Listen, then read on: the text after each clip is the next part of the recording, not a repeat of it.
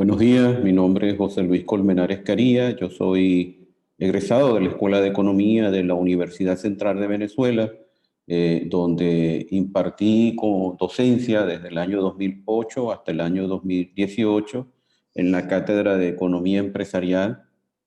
Me formé en el Instituto Venezolano de Planificación, donde saqué una especialización durante 2 años de gerencia pública y soy egresado del Instituto Venezolano de Planificación.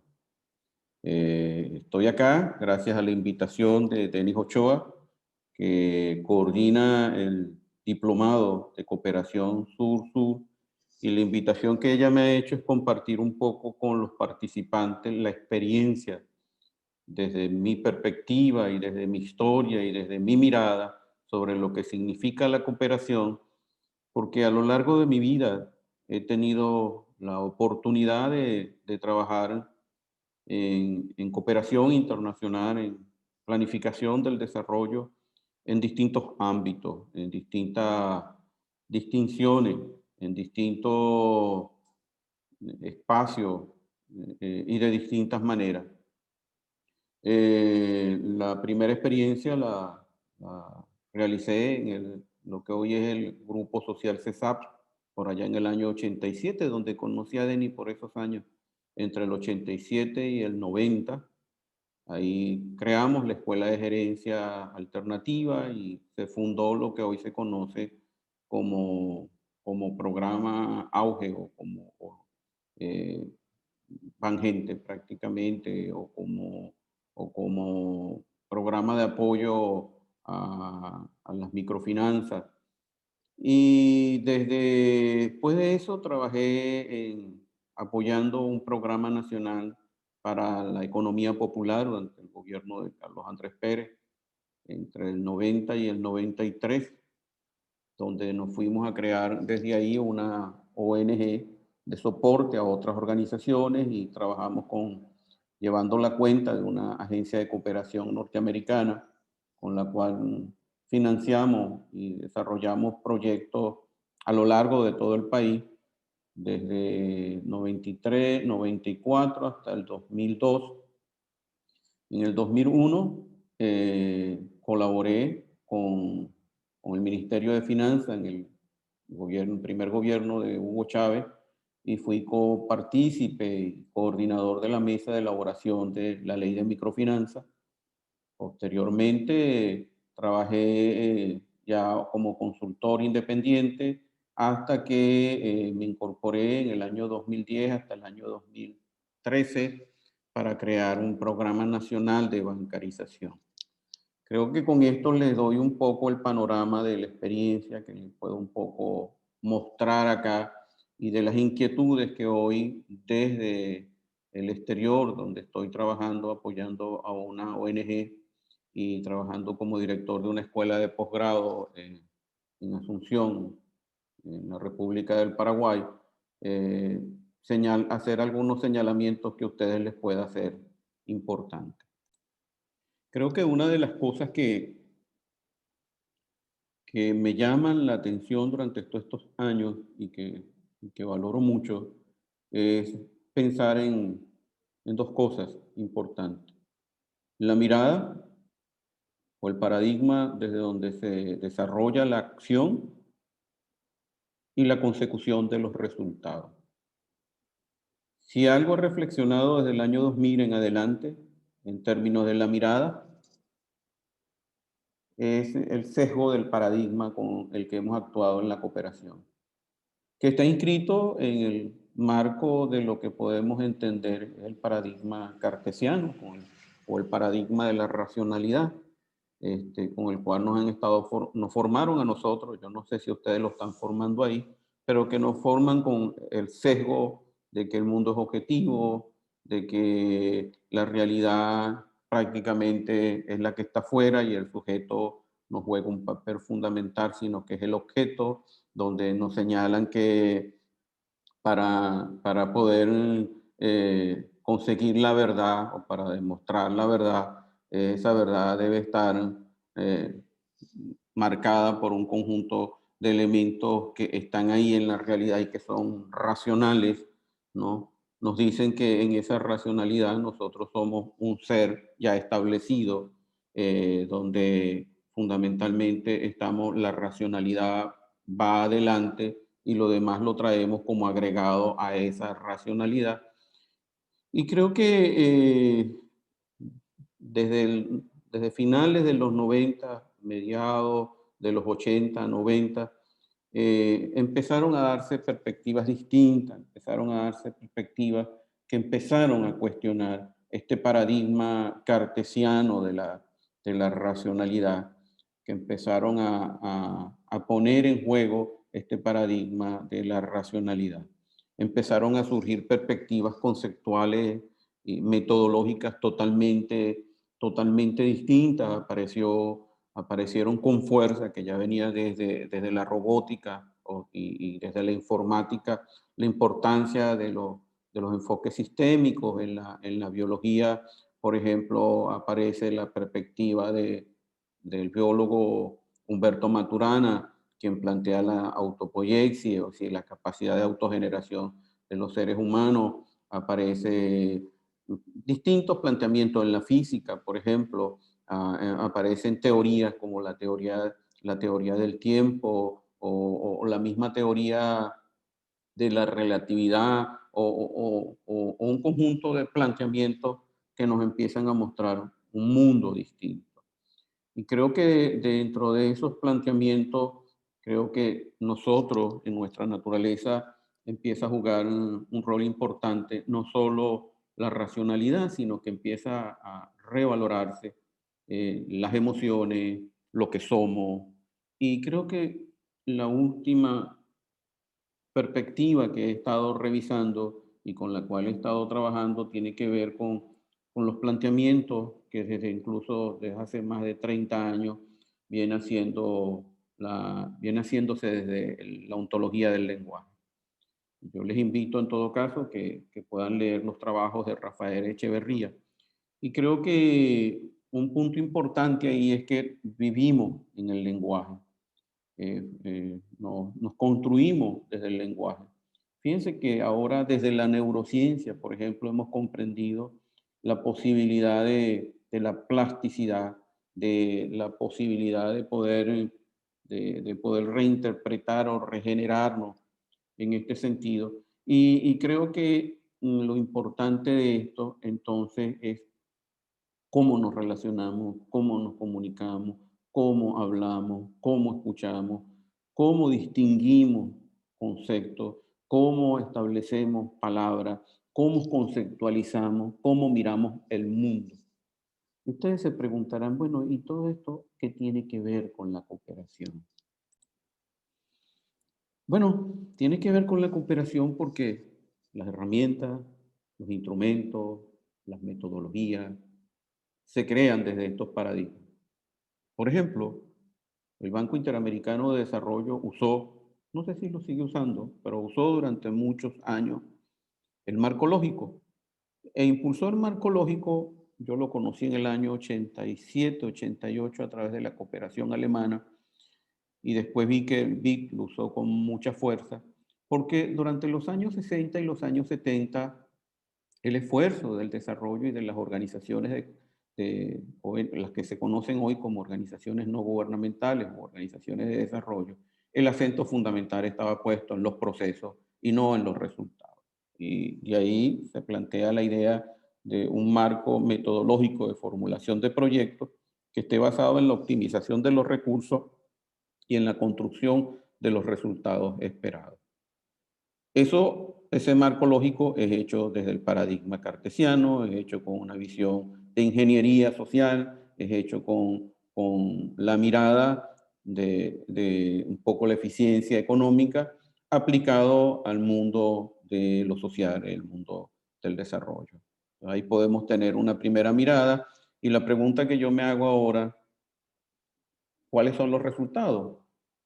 ¿Cuál resultado podemos encontrar después de 10 años o de 5 años de aplicar un marco lógico en términos de evaluación de efectos, que son resultados inmediatos luego de haber terminado el proyecto, y los de impacto amplio. Creo que de eso yo no conozco todavía el primer documento de evaluación que me diga eh, un sistema llevado a un ámbito específico, como es el ámbito educativo o el ámbito cultural, como un sistema comunitario en un barrio, en una comunidad de mujeres pobres.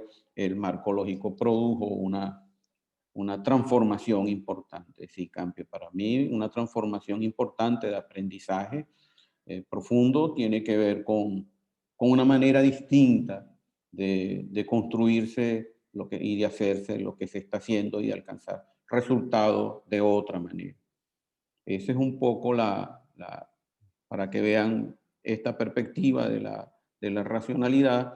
En otro caso, también estuvieron los proyectos, la elaboración de proyectos sociales fuera del marco lógico, que estaba planteada una relación causa-efecto. Identifica el árbol, y en el árbol identificas todos los elementos causales, y sobre esos elementos causales identifica los impactos, y sobre esos impactos planteate una lógica de transformación que es muy parecido a una de las bases que fundamenta el marco lógico. Otra manera era hacerlo en función de decir, bueno, déjame averiguar cuáles son las necesidades sentidas y las necesidades reales desde mi objetividad, y a partir de esa objetividad planteaba el proceso de transformación. Creo que estas cosas un poco hoy yo particularmente no le encuentro sentido, no encuentro sus resultados, no siento que eso pueda de alguna manera darle sentido al desarrollo, sino que más bien lo que se ha mostrado durante estos años es que ha sido una profunda limitante para los procesos de transformación. Otra manera es hacerlo desde el discurso ideológico, por ejemplo, desde una conceptualización un poco ideologizada de pobreza y riqueza, y entonces hagamos que los pobres entonces puedan, desde el valor de la pobreza y desde la cultura de la pobreza, apropiarse de los recursos, y sobre la apropiación de los recursos producir procesos de transformación. Ahí quiero, con el respeto que, que merece los actores y autores de esta historia, señalar que conocí una experiencia terrible en el país, que fue conceptualizar desde ahí una iniciativa que venía ya desde los años 80, desde el CIARA, que era un instituto de desarrollo agrícola, que eran las cajas rurales, ¿no? Y después apareció como iniciativa privada, lo que hoy todavía sigue funcionando, sobre todo en la región de Margarita, los bancos comunitarios o los bancomunales, prácticamente, que es una organización donde la gente organiza, decide, toma decisiones y maneja todo a su escala y dependiendo de su capacidad de recursos para promover el ahorro y promover el crédito. Bueno, el primer gobierno del presidente Hugo Chávez decidió que el tema de transformación que tenía que ver con empoderar a la gente con recursos, y eso fue un fracaso. Y fue un fracaso porque el tema no está en transferirle recursos a la gente, sino en que la gente desarrolle competencias, y desarrolle competencias libres, abiertas, de decisiones. Y lo terrible de esto fue que en nombre de ese discurso se acabaron las cajas rurales. Se sacó el programa del CIARA, se cerró prácticamente ese programa y se ideologizó una perspectiva de manejo del financiamiento y de la capacidad de cooperación desde la escala de la gente, porque se planteó como un juicio el tema de la tasa de interés. ¿Quieren saber algo de esto? Yo les invito. En el CENDE, Centro de Estudios del Desarrollo, hay un trabajo de investigación que tuve la oportunidad de desarrollar y de publicar, que se llama Los bancos comunitarios como oportunidad de aprendizaje. Ahí lo tienen. Y bueno, y creo que con esto entonces ustedes se preguntarán, ¿Y esta persona en qué anda? ¿En qué anda promoviendo el desarrollo y desde qué perspectiva? Yo creo que la perspectiva en la que hoy veo posibilidades es la perspectiva, yo le llamaría lo más humanístico que he podido encontrar y que tiene distintas miradas. Yo solo le voy a hablar de la mirada del lenguaje y las posibilidades que tenemos desde el lenguaje en producir cambios, ¿no? Y una de las premisas acá es que el lenguaje es acción y si el lenguaje es acción, lo que podemos construir nos permite transformación. Y para que entiendan un poco esto, digamos, desde lo que les señalaba anteriormente, desde la perspectiva cartesiana, lo que se dice es que el mundo objetivo está ahí y el lenguaje se construye a partir de ese mundo objetivo. En otras palabras, el mundo va adelante y el lenguaje va atrás. Sin embargo, esto no todo está en el campo de las verdades, de lo verdadero o lo falso, sino en el campo de lo que nosotros construimos. Y el campo de lo que nosotros construimos es el campo de las distinciones, de las distintas distinciones que hacemos. ¿Y cuáles son esas distinciones? Son las declaraciones, son los compromisos, son los juicios. Es decir, en el campo realmente de lo que declaramos. Si hoy declaramos algo y hacemos consistente esa declaración, sobre esa declaración empezamos a construir mundo. Por ejemplo, si el sector público declara mañana que todos van a estar de tal manera y se va a cumplir tal norma, bueno, eso se convierte en realidad en la medida que la sociedad le da legitimidad a esa declaración. Pero ya en el campo más personal tiene que ver un poco con las declaraciones que hacemos, con los juicios que emitimos, con los compromisos que adquirimos, con las declaraciones básicas que están más vinculadas a nuestra dignidad, a aprender a decir gracias, a decir sí, a decir no, a pedir disculpas, a reconocer nuestras incompetencias. Y eso lo hacemos desde nuestra construcción, desde nuestra historia. Y creo que dentro de esas declaraciones, en el marco de todas estas distinciones, están los juicios, desde la construcción de los juicios.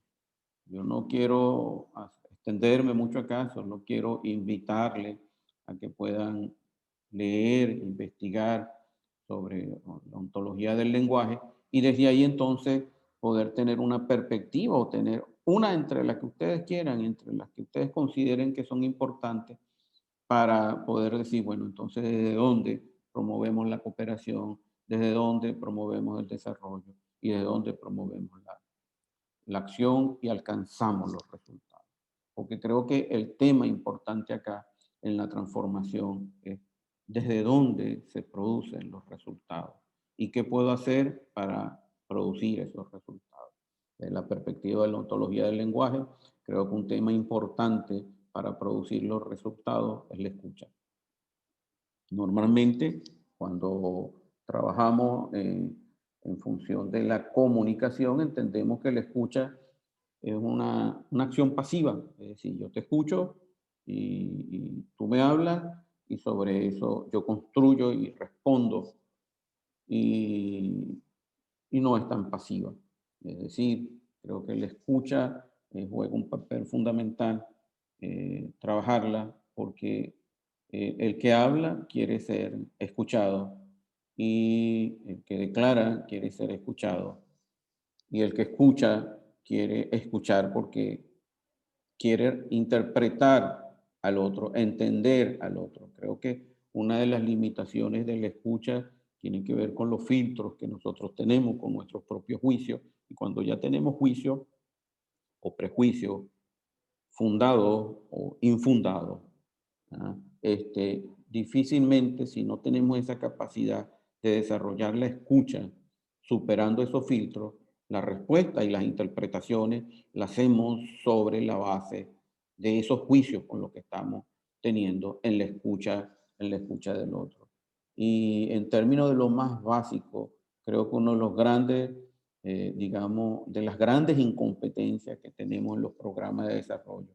Es la escucha hacia el otro, es qué está interpretando el otro, es reconocer al otro, es investigar sobre las propias incompetencias del otro, es sobre pensar en que el sentido de realidad que transmite el otro y los juicios del otro. Por ejemplo, en el desarrollo de los proyectos, no solo ver que el otro, o entender que yo creo que él me está diciendo lo que me está diciendo, sino entender un poco al cuerpo de coherencia de lo que él me está diciendo. Y cuando hablo de la coherencia básica de lo que él me está diciendo, en este paradigma, es pensar un poco en no solo oír la palabra, sino oír la emocionalidad que está detrás de esa palabra, que muchas veces dice mucho más de lo que nosotros nos imaginamos, y la corporalidad de lo que está en esa palabra. Así, ver a la persona como una persona integral,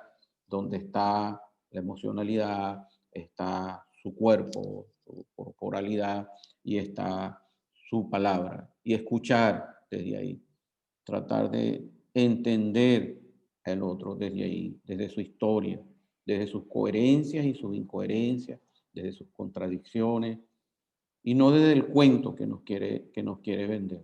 Porque si nos comemos el cuento, él va a ir con el cuento del filtro que yo le quiero escuchar para ver cómo se consigue el financiamiento o ver cómo él logra el mecanismo de cooperación. Creo que otro ejemplo importante es entender que, que aquí los únicos límites en términos del lenguaje son dos: nuestra biología, que nos limita a hacer cosas y a producir los resultados que quisiéramos producir, y que nuestra biología, nuestro cuerpo, no lo puede dar. Y creo que uno muy importante, que es la ética.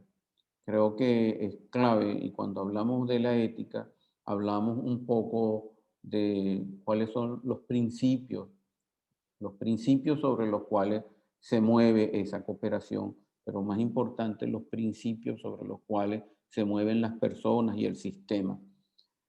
Y sobre esos dos límites creo que una interpretación que se puede hacer de la capacidad de escucha es la posibilidad de colaborar o contribuir con el otro, escuchándolo, entendiéndolo, y logrando desde ese otro, no desde mí, desde ese otro, presentar una posibilidad de mirada y de interpretación distinta, que pueda crear en ese otro, quien ejecuta la cooperación o quien desarrolla la cooperación, un proceso distinto, que rompa o que lo transforme y que logre los resultados que tienen planteados. Bueno, yo lo que quería con estas palabras, un poco dejarle algunas inquietudes. Esto puede ser un tema larguísimo que podría tratarse de horas y horas y horas conversando, pero quisiera redondearlo en algunas cosas. Una de ellas es la perspectiva sobre la cual estamos mirando el desarrollo. ¿Cuál perspectiva es cerrada? ¿Cuál perspectiva es abierta?